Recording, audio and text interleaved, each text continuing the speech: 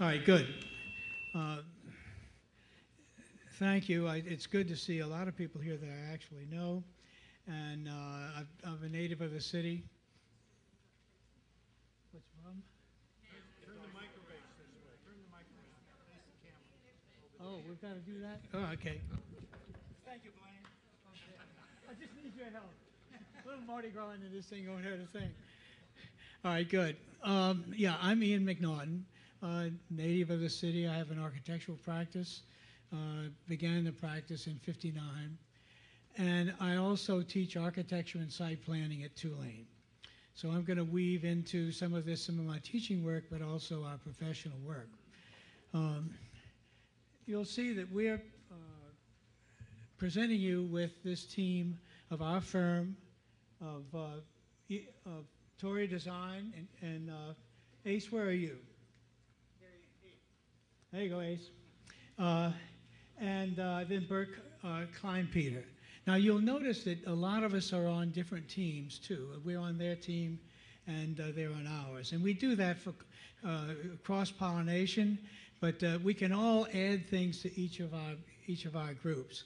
The other group that we're with is EDSA, and they are a firm that is a national firm. The head of that firm happens to be a graduate of LSU, and I think that gives us a few points. And his firm is presented over in that corner, and he's going to be up in very shortly.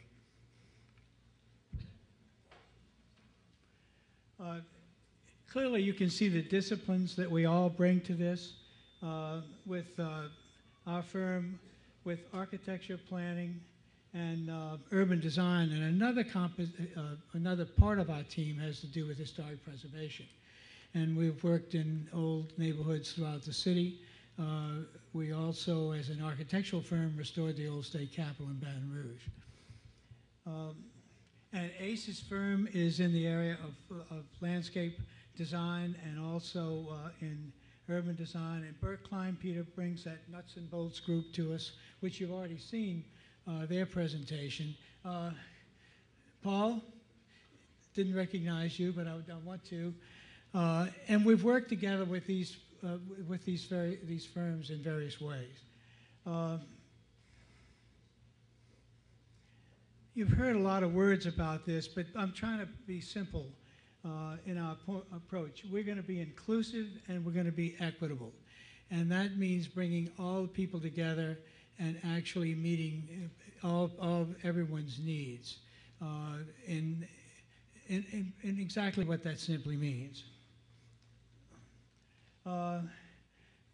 We see Katrina as a catastrophe, but also an opportunity. We think the city can come out of this much better than we were before, and that's the kind of approach we'd like to foster in all the planning meetings.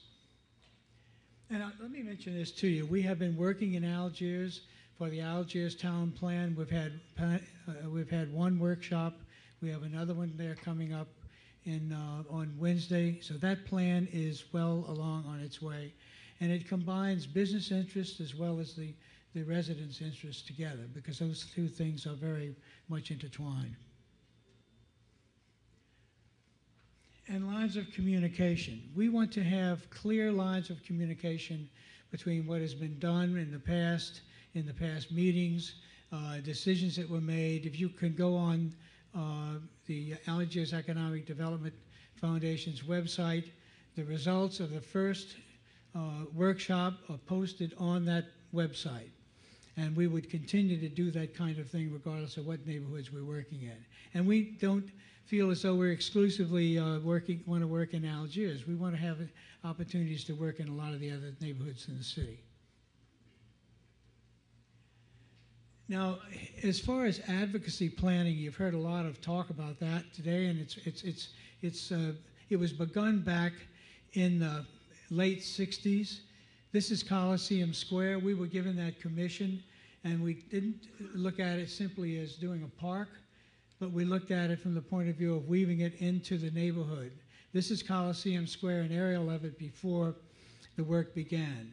We had neighborhood groups that came together, as I say, of different economic backgrounds. There were those folks that would have more interest in gentrifying the square, and others had wanted a place for their kids to play. And all of that was brought together in a very, very successful result. This is the kind of sketch that we do when we're planning, and we're thinking about how this square reached out into the neighborhood and brought people into it and made it a focal point in the community. And that's the final plan. And woven in this plan had not just the idea of urban design principles, but also history lessons. It talked about the early drainage system in the city of New Orleans. And these are some of the pictures of the things that we did. We make places, and we can see that this can happen throughout our planning process in the communities. Not only is it nuts and bolts, but it's also aesthetics. It's also bringing art into the communities and making it a richer place. That's the LaFawn Fountain, part of that whole complex. And then playgrounds that were developed. Then, as I say, that's the kind of thing that met the needs of everybody in the neighborhood. We were commissioned by Dutch Morial to do work in the French Market. And this is the entire market from Jackson Square to the Mint. That was a drawing that we did to show the complex and the ideas. From the point of view of business, this was dead.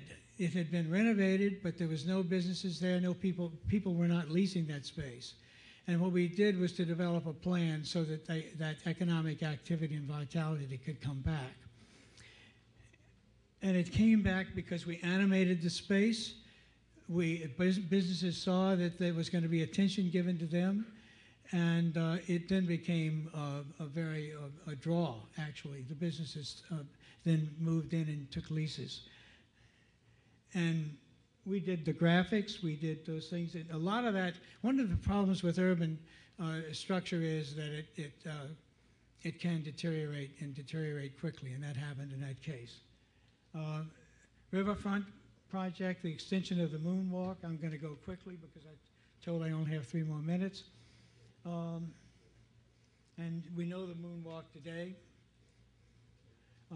Education, we think, is a vital part of this whole planning process. We need to bring and weave the issues of education into the process. That's Ben Franklin. We designed that school and we made a place there, and you can see these kinds of things. So we think in terms of places for people and interaction between people. We've worked in these neighborhoods: Backertown, Gertown, Xavier Triangle, East Riverside, Holy Cross, with my classes at Tulane. And that was for affordable housing. These kind of meetings with people on the street and people in the neighborhood. And developing models that show the people the fabric that can be created in these neighborhoods that have a lot of teeth missing. And then the houses that were designed under my direction by my students. And this kind of interaction, bringing people into the School of Architecture to see the students' work and to engage them in the whole planning process. These 2 houses are houses that were designed for the Holy Cross area. They were built and they were flooded. High ground, but 2.5 feet of water in them. The Nature Center is an example, another project that we did, an example of how I believe we need to build higher and we need to build better. I show you my own house. So many people have said you can't have houses on stilts. Well, I don't feel that same way. This house was built in 1970. That was an early photograph of it.